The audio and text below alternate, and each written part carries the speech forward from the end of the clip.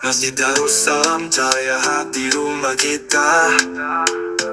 Gak peduli stand, gak tanya asal, senyum tulus sambut hangatkan rasa. Beda warna, satu tujuan, damai di hati kuatkan. Assalamualaikum warahmatullahi wabarakatuh. Waalaikumsalam. Alhamdulillahirabbil alamin. Wa bihi nasta'inu ala umuri dunya wad din. Assalatu wassalamu ala asrofil anbiya'i wal mursalin Nabiyyina Muhammad sallallahu alaihi wasallam wa ala alihi wa ashabihi ajma'in. Amma ba'd. Berikutnya adalah sambutan dari Bapak Ketua Takmir, Bapak Dr. Andi Darmawan MA.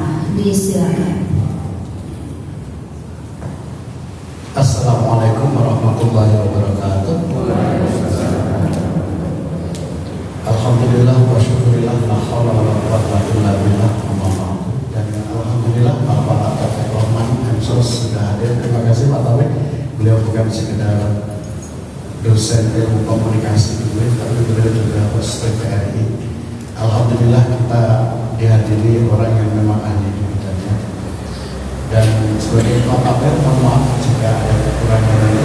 Semoga itu bisa diamalkan sebaik mungkin dan bisa bermanfaat buat pada kemudian hari. Terima kasih kepada tim ibu-ibu takmir atas ceritanya dan terima kasih hadirin atas waktu. Assalamualaikum warahmatullahi wabarakatuh. Waalaikumsalam warahmatullahi wabarakatuh. Berikutnya adalah acara inti yang kita tunggu-tunggu. Kita manfaatkan waktu kita semaksimal mungkin, ibu-ibu ya. Setiap orang itu punya suara, tapi tidak semua tahu bagaimana memanfaatkan suara itu menjadi berharga. Nah, baik, ini bersama ibu-ibu sekitar 1 jam ke depan adalah Bapak Taufik Rahman MSOS. Beliau adalah dosen Fakultas Dakwah dan Komunikasi UIN Sunan Kalijaga Yogyakarta. Beliau juga host atau presenter di TVRI Yogyakarta, dan beliau juga sudah banyak mengisi tentang kegiatan yang berkaitan dengan public speaking dan narasumber di beberapa tempat. Kepada beliau Pak Taufik Rahman MSOS, silahkan. Assalamualaikum warahmatullahi wabarakatuh.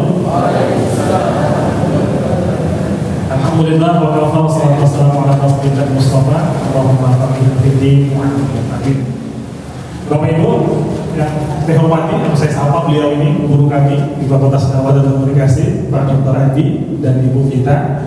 Terima kasih sudah mengundang saya di masjid yang sering saya lewati, Pak. Nah, masjidnya sering saya lewati ternyata. Tapi baru hari ini bisa singgah dan sharing dengan Bapak Ibu semua. Baik, Bapak Ibu, tema kita hari ini bicara, nampaknya terlalu tegang gitu, terlalu tegang ya. Sekarang dalam hitungan 3, kita latihan dulu, latihan membuka mulut. Dalam hitungan 3, 1, 2, 3, coba Bapak Ibu semuanya buka mulutnya yang agak lebar, kemudian senyum, sapa teman sebelah kiri dengannya. 1, 2, 3.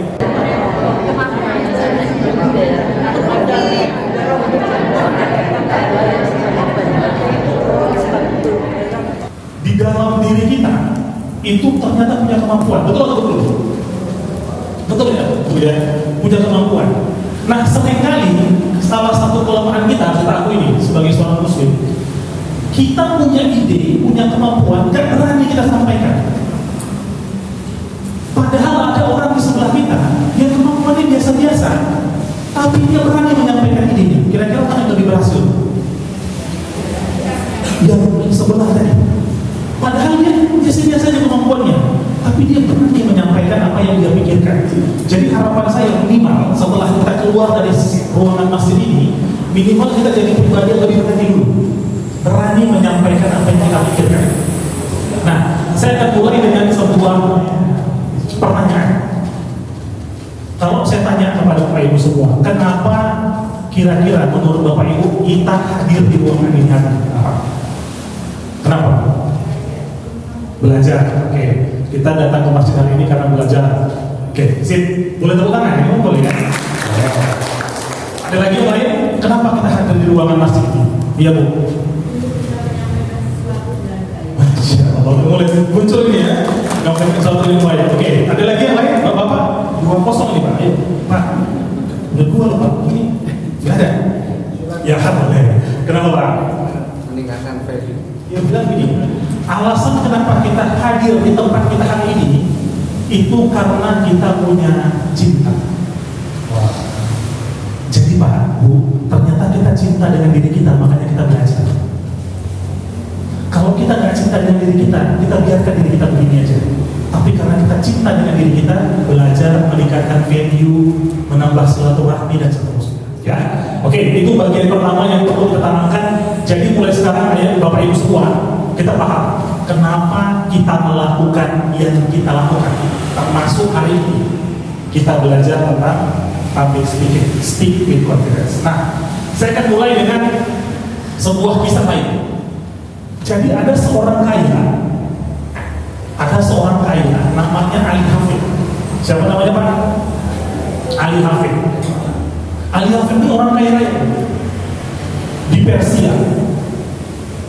Saking kayanya dia bisa beli apapun yang dia mau. Saking kayanya. Tiba-tiba suatu hari didatangi oleh seorang bijak. Bilang gini, Ali Hafid, ternyata kamu akan orang yang paling kaya di bumi ini. Jadi siapa yang paling kaya? Orang yang paling kaya di bumi ini adalah orang yang memiliki lahan berlian. Itulah orang paling kaya. Akhirnya Ali Hafid penasaran, tidak bisa tidur. Akhirnya dicarinya, dia sepakat untuk keluar dari rumahnya. Dia bilang ke istrinya, kita harus keluar dari rumah untuk mencari siapa orang yang terkaya itu. Singkat cerita, keluar dari rumahnya, dicarinya keliling dunia dia. Siapa orang yang terkaya yang memiliki lahan yang diceritakan berlian tadi? Keluar nih, dicari ke timur, nggak dapat. Ke barat, dijual semua hartanya. Hartanya semua dijual, habis hartanya. Terakhir rumah dia yang paling mewah pun akhirnya satu-satunya dijual juga. Setelah dijualnya, tiba-tiba nggak ketemu juga siapa orang paling kaya tadi. Akhirnya Rahim tadi tiba-tiba suatu hari datang ke rumah, ke bekas rumahnya Ali Hafid tadi. Dia lihat ada orang yang baru beli rumahnya Ali tadi. Dilihat tuh kok sedang membersihkan rumah di taman belakang. Ditanya, Ali Hafid sudah pulang? Dia bilang Ali Hafid belum pulang. Dia masih mencari orang terkaya di dunia yang Bapak suruh cari tadi. Belum pulang juga, udah berbulan-bulan belum pulang. Ditanya, Bapak baru bersihkan apa? Saya baru bersihkan kolam belakang. Dipanggil sama orang bijak tadi, Pak, yang Bapak bersihkan ini, Bapak dapat dari mana? Dari belakang. Ini bukan sembarangan Pak, bukan lumpur sembarangan Pak. Maksudnya di balik lumpur ini Pak, ini ada sesuatu yang bercahaya. Coba Bapak cek. Singkat cerita dipanggilnya akhirnya untuk mengecek ada apa kandungan di balik sumurnya di belakang rumah tadi. Dan Bapak Ibu tahu, ternyata yang diceknya, ketika dicek dicari tahu di dalam sumur itu ternyata adalah berlian. Ternyata di balik, di belakang rumah Ali Hafid adalah ladang berlian. Sampai hari ini kita kenal menjadi ladang berlian Golgotha terbesar di dunia. Dan kisah itu dirangkum dalam sebuah buku yang judulnya Acres of Diamonds, Rachel Thompson. Poin yang ingin saya sampaikan Bapak Ibu semua, ternyata kita seringkali mencari kelebihan itu di luar. Kita seringkali mencari berlian itu di luar diri kita. Padahal sesungguhnya berlian itu ada di diri kita semua, di diri Bapak Ibu semua. Termasuk keberanian untuk menyampaikan pikiran dan ide. Jadi Bapak Ibu, buku ini kecil, singkat, tapi maknanya dalam. Bahwasanya setiap kita nggak bisa menjadi orang lain. Setiap kita adalah kita yang unik dan cuma satu-satunya di dunia ini. Termasuk kemampuan kita dalam berpublic speaking. Kita punya keunikan kita sendiri. Kalau kita belum jadi orang yang hebat dalam berpublic speaking, nggak apa-apa. Karena kita yakini kita punya kemampuan, maka kita bisa meningkatkan selangkah demi selangkah kemampuan kita. Itu poin pertama yang disampaikan tentang kisah Actress of Diamond. Jadi Bapak Ibu mulai sekarang tahu dulu kita fondasinya, bahwasanya setiap kita punya kelebihan, termasuk dalam hal bertransaksi. Oke, sekarang Bapak Ibu nampaknya udah kembali kita punya kelebihan ya, udah boleh nampak wajahnya gitu ya Pak ya. Sekarang Bapak katakan ke diri sendiri, saya bisa. 1, 2, 3. Saya bisa. Sambil saya yakin saya bisa. 1, 2, 3. Saya yakin saya bisa. Sekali lagi 1, 2, 3. Saya yakin saya bisa. Kalau percaya diri datang dari kompetensi. Semakin kita memiliki kemampuan, kompetensi, keahlian, kita semakin percaya diri. Ibu, orang yang menyampaikan pikirannya itu belum tentu benar semua, ya kan? Belum tentu benar semua. Tapi ketika dia sering menyampaikan, didengar apalagi, audiens jadi percaya, jangan-jangan bapak itu benar. Padahal belum tentu. Entah yang disampaikan salah-salah semua. Tapi karena dia punya keberanian, maka seolah-olah dianggap menjadi kebenaran. Padahal ada orang baik, diam-diam, baik dia, tapi dia diam aja. Maka pada saat itu kebaikannya tidak muncul ke permukaan. Itulah gunanya Bapak Ibu, kita berani menyampaikan yang kita pikirkan. Itu yang kedua harapannya. Dan yang ketiga, kalau Bapak Ibu tiba-tiba diminta sama Ustaz Andi, sama Bu Vita, jadi MC ya, Pak, jadi MC ya untuk acara Ahad pagi, ada ceramah dan seterusnya. Bapak Ibu siap. Kali ini saya menjadi MC. Ya, harapannya inilah 3 hal. Harapannya setelah keluar dari ruangan ini, masjid yang mulia ini, insya Allah meningkat kemampuan kita minimal dalam 3 hal. Ya. Setuju Bapak Ibu? Setuju. Saya yakin saya bisa. Itu tadi kan? Saya yakin saya bisa. Ini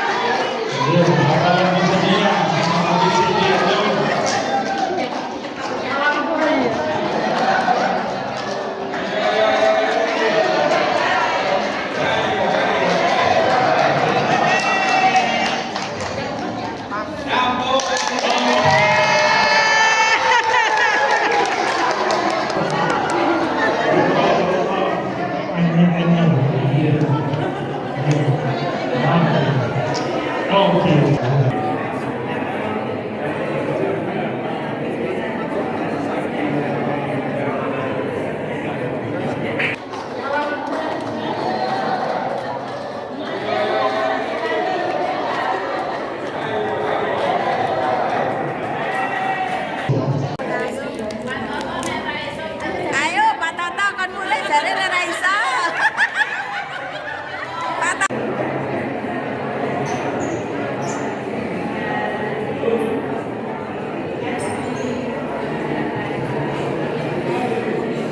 Ya, kalau ibu itu udah kesulitan, berarti dia berhenti ya. Dia udah kesulitan banget melanjutkan ceritanya, dia berhenti. Bisa ya Pak ya? Bisa ya, kita latihan ya. Latihan dulu ya. Kalau pertama dulu.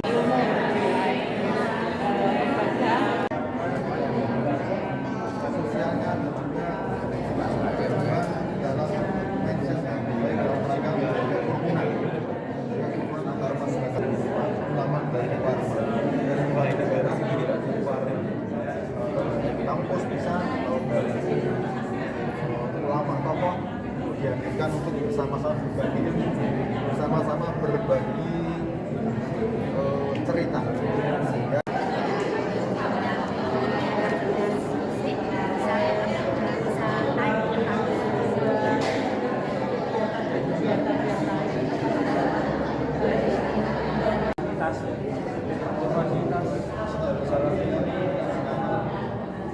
alhamdulillah sudah di ruangan masjid sudah terpasang AC.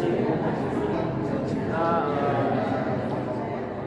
kamar mandi juga ada, bisa antara laki-laki dan bapak.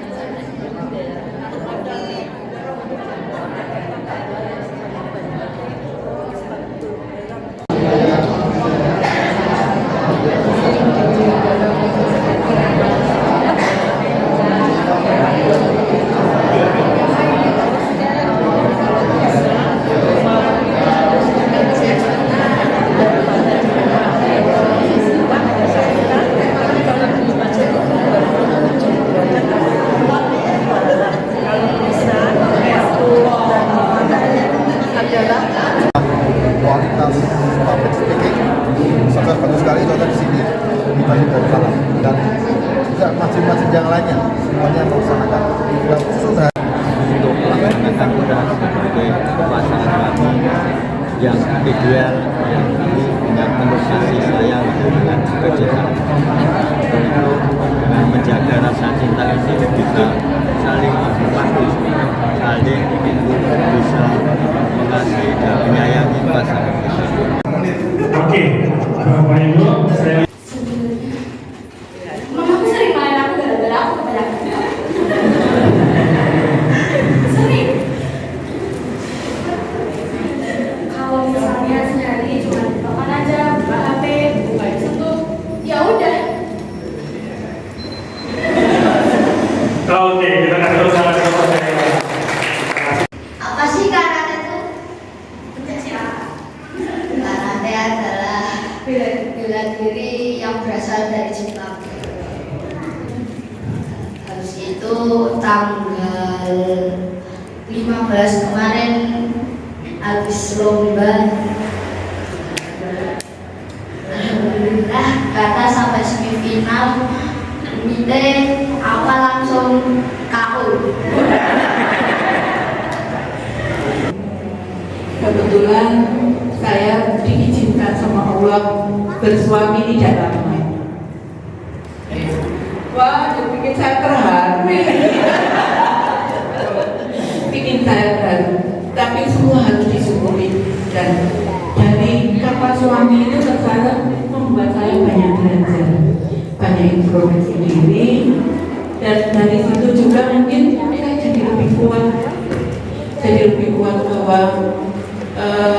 semua dalam hidup ini ada konsekuensinya. Bapak Ibu yang saya hormati, jadi kalau kita punya kumis dari Bapak ya, mohon dipelihara atau dirawat ya, jangan kemudian dibiarkan sampai kemudian tidak terawat dan tidak menarik.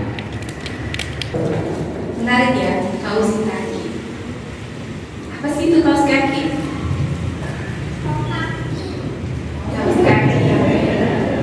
Kaos kaki adalah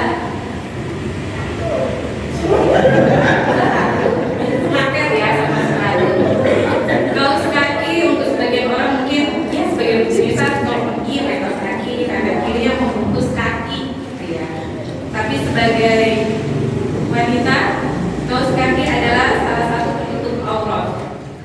Dalam kegiatan public speaking, informasi dan persiapan menjadi kunci. Kalau kau gagal mempersiapkan, sesungguhnya kau sudah mempersiapkan kegagalan. Sama dalam public speaking juga begitu. Kalau kita gagal mempersiapkan sesuatu yang sebaik mungkin, sesuai kemampuan kita, sesungguhnya kita sudah mempersiapkan. Kunci berikutnya, setelah tadi yang pertama apa? Konsentrasi. Yang kedua apa? Kosakata, kekayaan kosakata. Kunci berikutnya ternyata adalah latihan dulu sebelum bicara. Coba kita latih dulu yang membicarakan. Dulu Bapak Ibu awal-awal, pada saat saya awal-awal development development dulu sebelum jadi dosen, itu di bawah laptop saya itu ada namanya trainer's note, itu saya ketik manual. Yang mau saya omongkan semuanya diketik manual. Capek. Buat skrip bagian dari gaya kehidupan sehari-hari, buat skrip yang mau diomongkan itu ditulis. Capek. Tapi tetap dilakukan. Lama-lama sudah terbiasa. Ya. Yang kedua, siapkan hal yang dianggap perlu. 1 jam sebelum sesi idealnya datang. Idealnya. Jadi Bapak Ibu diminta nanti jadi MC dimanapun, jangan datang mepet-mepet. Idealnya 1 jam sebelumnya Bapak Ibu datang. Kemudian yang terakhir, siapkan rencana cadangan. Bu, bisa nggak nanti tiba-tiba bikin mati? Bisa nggak fokusnya ke hidup? Bisa. Jadi saya selalu mengingatkan rencana cadangan. Laptopnya mati nggak masalah, karena saya tahu flow-nya. Saya mau ngomong apa setelah ini kegiatannya apa, dan seterusnya. Itu sudah disiapkan plan cadangannya. Jangan kita anggap semuanya berjalan normal, enggak. Bisa aja, bahkan seringkali terjadi hal-hal yang tidak normal. Tetap harus kita buat plan cadangan. Nah, itulah yang perlu kita pikirkan sebagai seorang pembicara. Ya. Jadi ini Bapak Ibu, yang pertama latihan, siapkan yang dianggap perlu, dan selalu ingat plan cadangan. Gak semuanya berjalan sesuai normal keinginan kita, gak semuanya. Untuk itu kita selalu siapkan cadangan B, cadangan C, dan seterusnya. Nah, Bapak Ibu, kalau kita rangkum apa yang kita belajar hari ini 5 keterampilan skill untuk menjadi seorang bisnis pembicara. Basic saja. Yang pertama, kita harus punya konsentrasi terhadap yang kita sampaikan. Saya ketika menyampaikan ini maka saya nggak pegang HP dari tadi, nggak pegang HP saya, karena saya sedang mencoba berkonsentrasi menyampaikan yang perlu saya sampaikan ke Bapak Ibu. Yang kedua, kita perlu fluensi, kelancaran. Lancar berarti kita latihan menggunakan kosakata. Penting juga kita turunannya tahu standar bahasa Indonesia yang digunakan dan seterusnya. Kalau kita nggak fasih mengucapkan satu bahasa tertentu, gunakan bahasa standar saja. Makanya saya akan menggunakan bahasa Indonesia. Khawatir bahasa Jawa saya belum fasih, Pak. Jadi saya menggunakan bahasa yang umum saja, bahasa Indonesia saja. Kemudian persiapan. Persiapan adalah kunci. Dimanapun kita diminta bicara, kalau kita punya persiapan, insya Allah hasilnya akan bagus. Mungkin tidak sempurna, nggak apa-apa, tapi insya Allah hasilnya akan. Yang terakhir, again, kita butuh namanya exercise, kita butuh latihan untuk kita bisa menjadi seorang pembicara. Assalamualaikum warahmatullahi wabarakatuh.